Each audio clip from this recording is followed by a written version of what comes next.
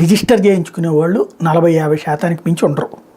అది పార్టీల మేనేజ్మెంట్ మీద డిపెండ్ అయి ఉంటుంది. కాకపోతే ఇది విద్యావంతుల యొక్క అభిప్రాయం అన్నది గుర్తుపెట్టుకోవాలి.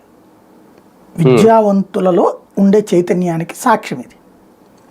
ఇందులో ఉన్న ప్రధానమైనటువంటి అంశం ఏంటంటే, ఇదంతా మేబీ లోకేష్లో వచ్చినటువంటి సంపూర్ణ నాయకత్వ లక్షణానికి సాక్ష్యం అనుకోవాలి.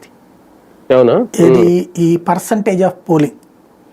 ఎందుకు అంటే, నేను విన్నటువంటి లెక్క అయితే లోకేష్ ఒక కొత్త సిస్టమ్ని తయారు చేసుకొచ్చాడు. హౌస్ టు హౌస్ టచ్ చేయడం ఎట్లాగా, దాన్ని ఫాలో అప్ చేయడం ఎట్లాగా అనేది ఒక వ్యవస్థను తయారు చేశాడు తను. నాన్నకి మించిన కొడుకు అయ్యాడు పోల్ మేనేజ్మెంట్లో. వాస్తవంగా ఇతను ఏదో చదువుకుని వచ్చాడు అమెరికాలో. ఇక్కడేంటి అంటే, తన బుర్ర వాళ్ళ నాన్నకంటే షార్ప్. అలాంటి విషయంలో ఒకప్పుడు తెలుగుదేశం సభ్యత్వాల్లో చూసాం. అప్పుడు ప్రధాన కార్యదర్శిగా ఉండి చేసినవి కానీ, ఇప్పుడు కోటి దాటించడం కానీ అట్లా.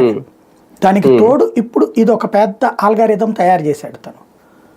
టీచర్లది హైయెస్ట్ పర్సంటేజ్ పోలింగ్ జరిగింది, దాదాపు 97% దాకా.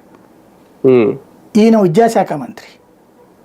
ప్రతి టీచరు వెళ్ళి అక్కడ ఓటేసి ఇక్కడ ఇన్ఫార్మ్ చేసుకోవాలి. ఎవరికి వేసావనేది మేము అడగట్లేదు, నువ్వు ఓటే. ఆటోమేటిక్గా వీళ్ళకి వేస్తారని తెలుసు అక్కడ.